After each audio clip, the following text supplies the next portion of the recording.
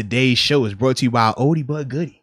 You know, the OG's DraftKings Sportsbook. We talking about, America's top-rated sportsbook and app. Not only are they safe, Deke, but they are secure and they are reliable. Just like you, man, might I add. Thanks, I appreciate it. It's the least we could do. I'm in a good mood since the good guys won this week. But with that being said, for all the first time you and my picks hit too, so I hope you guys took the advice on our segment there. Yep. This is facts. Steelers Jags parlay. We not messing around. So with that being said, if you use the promo code MOATS, for all the first time users out there, if you use the promo code MOATS, you'll receive up to $1,000 in deposit bonus money. Like I said, man, it's a great concept. You put your money in, they match it.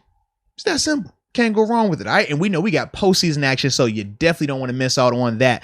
But more importantly, Deke, we know that at times people have a little bit of issue. We know at times, Deke, you might need some legal advice. You might have a gambling problem. Mm-hmm. You might have a little bit of a crisis that you need some counseling through.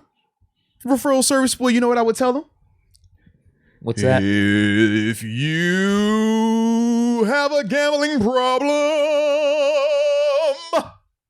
you just call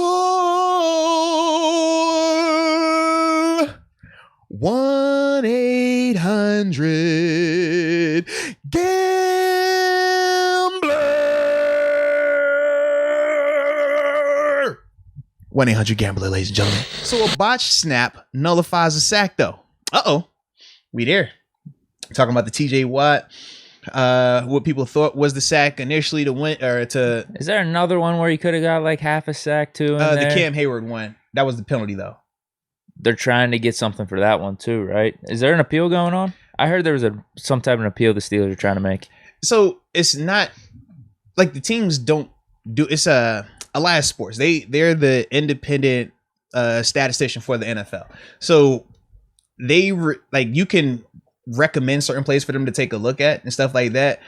From my experiences with any sack plays, they review them anyways. Okay. So it's not like we got to do anything out the ordinary for them to look at it. The biggest issue, though, with the sack with Cam Hayward was the penalty. That's why it was negated.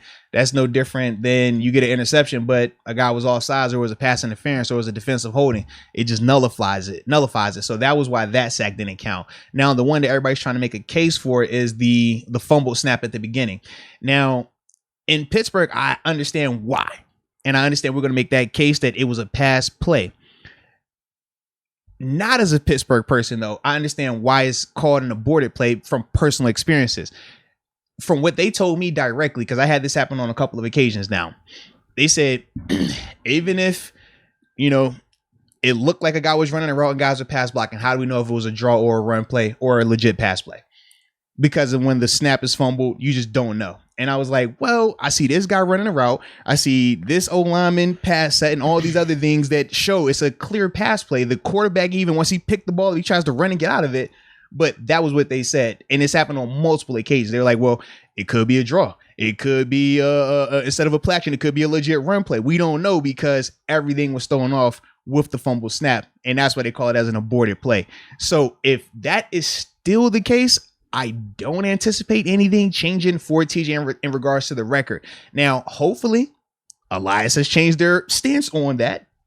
And I really hope they do, because I'm ready to call them up too. Like, yo, bruh, you owe me. All right. But that was what they had said on multiple occasions. And not just to me. I remember James Harrison. He had these same conversations. Cam Hayward, too. We've all went through that. And that is definitely what they say. And that's why they call it as an aborted play, because they don't want to deal with the gray area of, well, y'all said it was a pass on this play and it was really a draw. Y'all said it was a run on this play and it was really a pass. That was what they explained it. So, yeah. Man. Yeah. But that's what they say. I see what you're saying, just because there is a gray area. It is. But in this particular play, the gray area's got to be like a 0.1% chance that was going to be a run, because they were definitely going to pass. They went 5 wide. But this is my question to you. What's the difference between a 5-wide pass and a 5-wide draw? And we know Baltimore runs a QB draw out the gun. Do they? They do that commonly?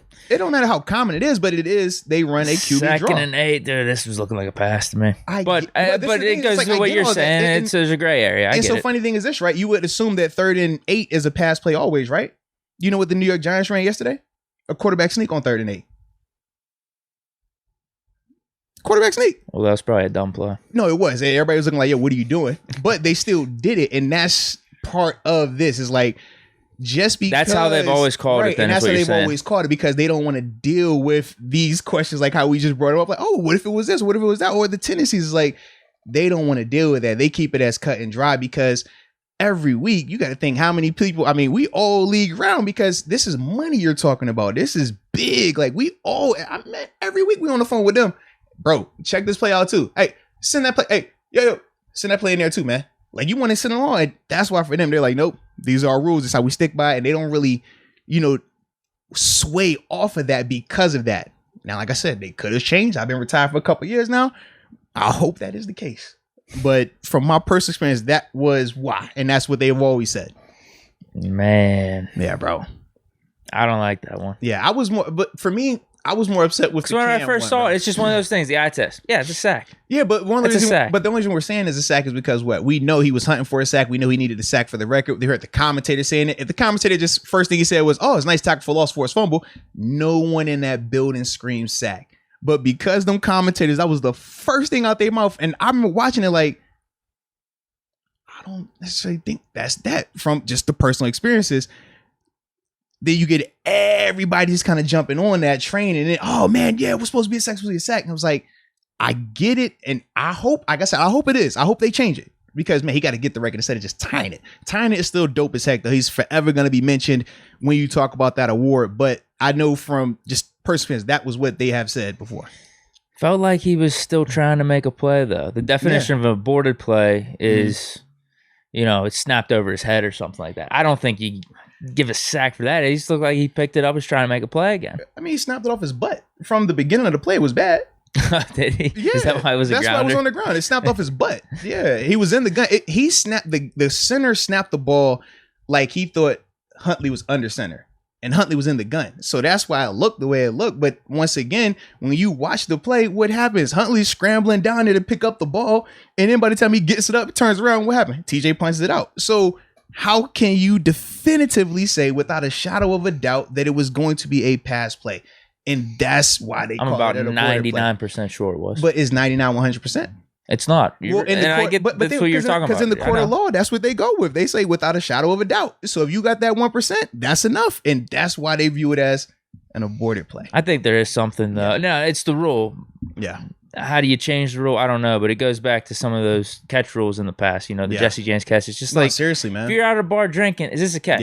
Yeah, it's a catch. That felt like a sack to me. It's with you, bro. You know what I mean? If it was Pouncey snapping the ball over Ben's head, or why'd I have to do that? Why'd I have to take a shot at Pouncey? I was gonna say, dang. There's no reason for that. That's the most recent one in my memory. Pouncey, I'm sorry. I could say Kendrick Green snapping over Mason's head. I don't know. There we go. Kendrick, you thought you was getting out. Deke ready. I'm just saying, if the ball snapped over the dude's head and he has to go get it and like kind of dive on it, no, that's not a sack. This one, just by eye test, still felt like a sack.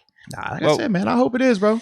I hope it is. Based off your explanation, though, I guess I should temper my expectations. Hey, I've been wrong, and I hope I'm wrong again.